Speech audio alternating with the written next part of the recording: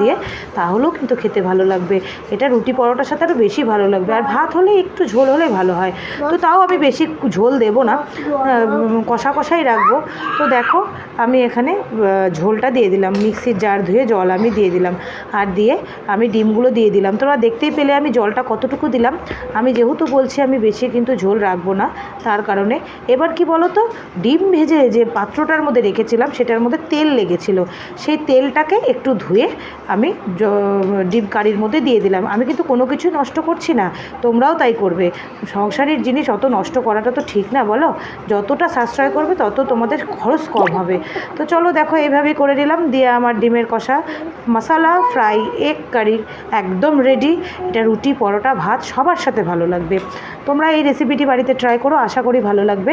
আর ভালো লাগলে প্লিজ আমার চ্যানেলটিতে একটু সাবস্ক্রাইব করে দিও, লাইক অ্যান্ড কমেন্ট শেয়ার করে দিও। বাই।